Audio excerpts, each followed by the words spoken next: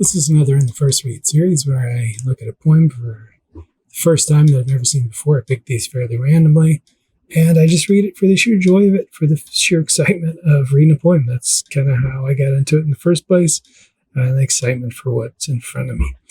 I don't know the poets who I read or know very little about them, and this one today is Marilyn Stablein. Marilyn Stablein, I'm not sure. Is in Otoliths, this issue, which is actually a great issue. There's a lot of visual poetry in this issue, which I like. I just can't talk about it in this series because I know a lot of those poets already. A lot of great work, though. So I suggest checking it out. This one, visual collage-oriented poet, artist that I don't know, so I'm going to look at this one. And looking at this, it says Rising Waters, a collage series.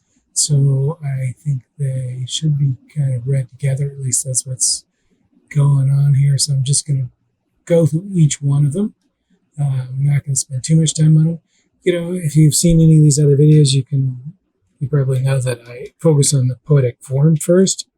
And I always like to look and see what I'm exploring, see if there's any traditional techniques. This one is collage, so I'm not going to play around with any traditional poetic techniques in it at all. I'm just going to look at what's here, the images, how they're put together, and what they're saying.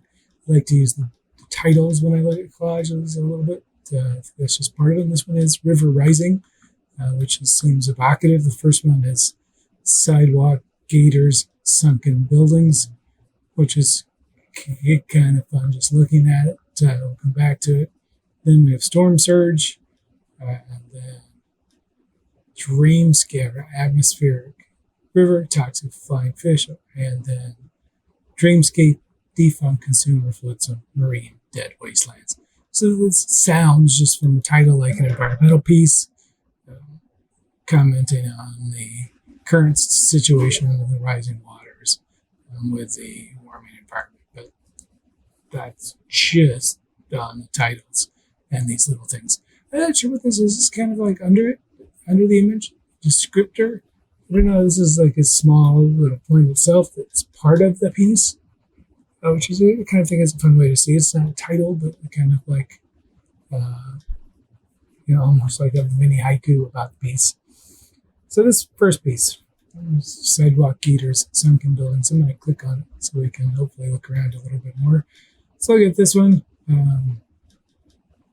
You have fish up here in the corners floating around, and it looks like they're floating around above the buildings as if the buildings are underwater. And assuming this collage stuff is the buildings underwater. We have an alligator here, and the alligator is biting the fish, and we have other fish. There's a lot of fish in this scenery. That's kind of the fish coming up and surrounding all of these buildings. Buildings are that are created kind of older buildings. I recognize the cathedral. This is St. Paul's in London. I don't recognize this other clock tower. I mean, it looks like it's a university clock tower or something, but I don't know what it is. With a London theme, I don't know. Or an England theme, I'm just not sure what it is. It doesn't look like Oxford's clock tower to me from my memory, but we'll go with that. It's just some building I can't remember. The alligator rising, which is interesting because the alligator, of course, would not be here in the scene of London and a river rising, the London, the Thames rising, kind of with St. Paul's jumps at me. But this kind of creature that's out of place in this scene with these really fancy buildings, in itself seems a commentary on the changing environment. So sidewalk gators, sunken buildings. Yeah, so it's like on the sidewalk and there's the building sunken.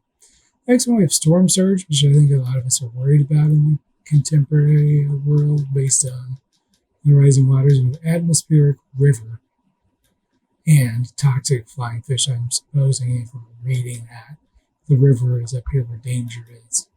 And it is bluish and toxic flying fish. Let's look at that. So we have fish in this one again. And here's buildings, and it looks like they're covered in water with the fish kind of flying around. And they're odd fish. I mean, look at this fish is, we have the front part of the fish here, the middle part here, and the last part's like cut off and flying. And the face on this fish looks really weird. Looks like it's been played with. Looking down here, this other fish, this one looks way more vicious than the fish did in that first one. It's got these sharp teeth. There's a little bit in German here at the bottom. I don't know German, so I can't read what it says. I don't know if that's helpful or not. And then we have an allied truck, like a moving truck, like you would want to move in the storm surge that's coming, with this sense of danger and a warning that it's coming, and these toxic fish will be here. We had fish in that first one too, so this theme of there's fish and the water's rising to take over everything. I don't know, river rising, storm surge. I don't know if there's a pattern for this at all. That last one is dreamscape. You might look at this and say, like, are these poems in the first place? You know, they're collages. I think sometimes with visual poetry, it's a fine line between, you know, what you call art or what you call poetry. I don't know that it matters that much. Specifically, these do have a lot of language in them themselves and have these little underlining haiku-like things: defunct consumer flotsam, marine dead wastelands. Marine dead wastelands. That's interesting. So we have another image here. It says dream here. This image is slightly different than the other ones. We do that same fish repeating. Like it's in the air, it's repeating in the air. It's like it's flying around. That's not hit the water. It looks like the bits of water, that theme that would be used in the other one, so I'm not sure where if this is all underwater, or if this whole thing is meant to be a dream that's supposed to wake us up to potential catastrophes. The central image is this person with this machine on top of their heads, which I think is just kind of a cool image, but also is an old style machine. I think it's a commentary on us in general, is the type of thinking we're doing, whether we become mechanized, that we become tools ourselves, or the machines we've dreamed up created this problem. We have a car below us, this thing flying gasoline at the bottom, which is kind of just an odd concept of flying gasoline. And there's a Bloody Mary mix, like turned upside down, just kind of like floating in this scene. We have another building again. Something at the bottom of this building. I don't know what it says. I can't make that out. Anyway, another older style building.